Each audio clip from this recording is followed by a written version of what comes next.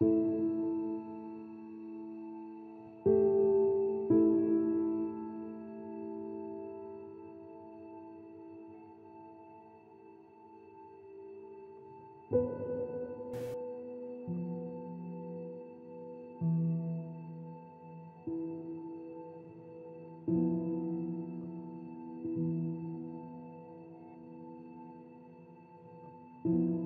I came here, my life was completely crazy. I was constantly in trouble and stuff.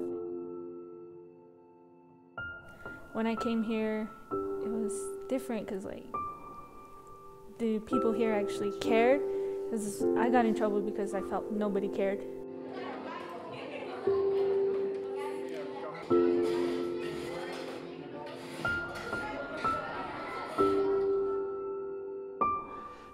I know that LaVida Mission staff really care about their kids. They really do. I've talked to a lot of the kids, and most of them talk about how they'd rather be here than at home. It's totally different. It really is like being in a different country. It really is. I know that people have the thinking that somehow missionary work is glamorous if it's overseas. I've been to India and to Africa and different places. I've done that. But the truth is, God said, this is my mission field right here.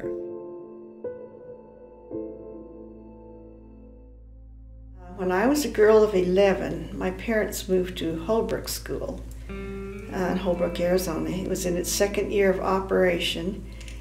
And I fell in love with the work. I decided I wanted to spend my life working for the Navajos. And when I was 13, we met a woman here, a Navajo woman, who was the first baptized Seventh-day Adventist Navajo, also the first woman to serve on the tribal council, Lilikai Julian Neal.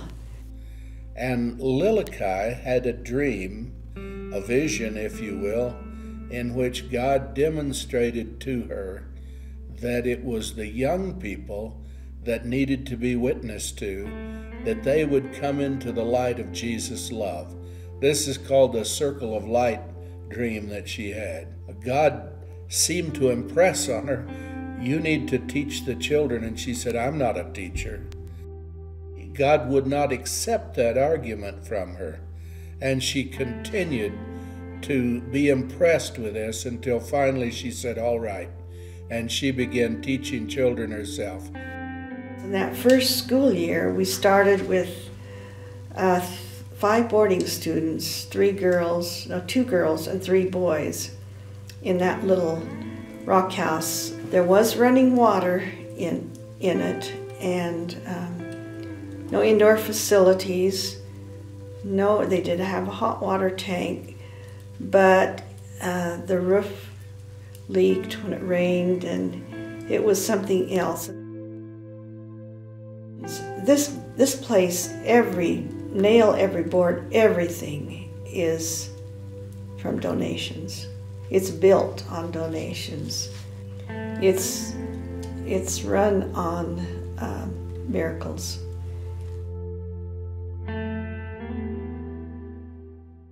My name is Dolores Barger. 5 years ago, it was interesting, I was living in Washington State, and I was one day sitting in church. I had everything I wanted.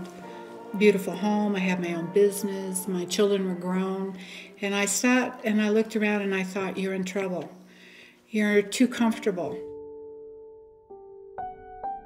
So I said to the Lord one day, I said, there are 4 things I want.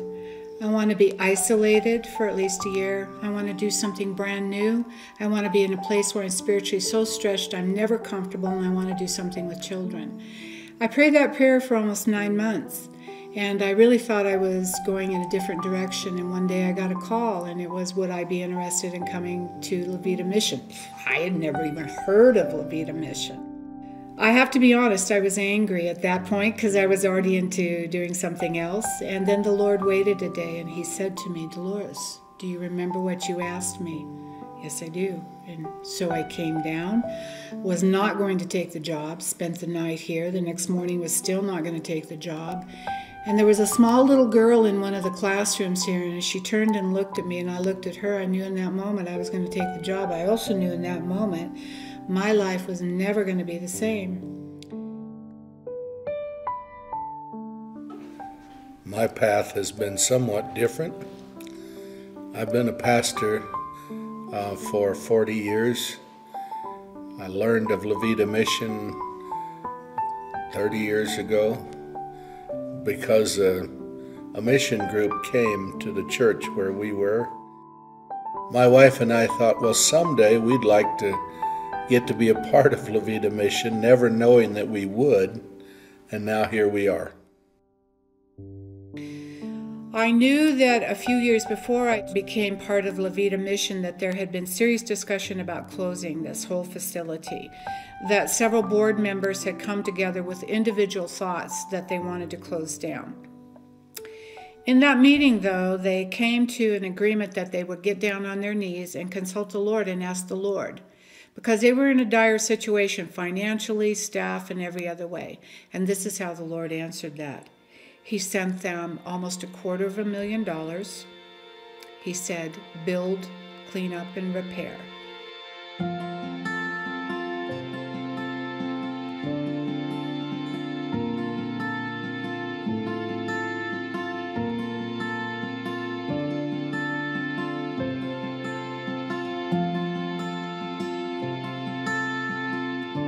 But immediately, one of the things that became clear to me was that this school had to expand. We were always a K to 8th grade, and what I was hearing consistently was that after 8th grade, these children would graduate, go to the big high schools, and they couldn't make it. Gangs, prostitution, drugs. Over the course of the 4 years, we expanded the high school. We've had a lot of bumps, but we continue to go on. And this year, for the first time, we have our first LaVida Mission girl that's going to graduate, not only as a high school student, but she's going on to college. We knew also that we had to expand how we did the Lord's work, and the Lord, in His incredible wisdom, put Pastor Polly and his wife, Dory, in a position of not only office manager, but they launched 2 years back a satellite church 30 miles from here. They've outgrown that. They can't keep up with that place down there.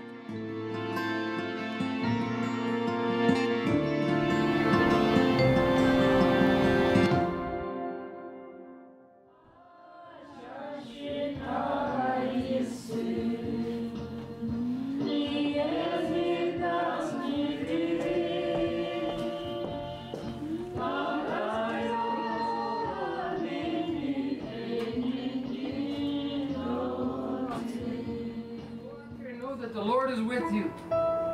Don't go out there and do it on your own. Don't try this at home. You gotta have faith and take it along in here. Faith in the Word of God. God is with you. One of the first days that I was in the office, I went in and I opened the mail and started looking through. And there were checks for $5 and checks for $50 and checks for $100. And there was one for $5,000, and they are each appreciated. Huge. The person who sent $5 gave from what they had, just as the one who sent $5,000. The best thing you can do is open that mail for 30 days and you look at every donation, little notes that they send you and the encouraging words that they send you. And I am telling you, I wish I could go and thank everybody. It's not the money, it is the belief in what we do. It goes back to that vision and that dream that was given to Lilikai. There is no other place that I know of that was started by a vision and a dream directly from God. Now, I'm sure that that may be out there somewhere, but as far as the Navajo Nation and what is going on, this is God's vineyard. It cannot fail. Whether the doors close or stay open or whatever happens, this is the Lord's vineyard. There is no words to really express what it is like when you cross cultures, you introduce the Lord, and you see a light come on. that's when the Lord goes, well done, faithful servant. Do what I put in front of you. Do it with all of the glory and all of the power that I give you to do, and leave it in my hands. What greater joy, there is no greater joy than serving the Lord. I just can't say it enough. What a privilege it is to work here. After I graduate, my plans are to go to Southern Adventist University in Tennessee and major in education with a minor of history. If I didn't come here, I don't think I would be here, like be here on Earth at all.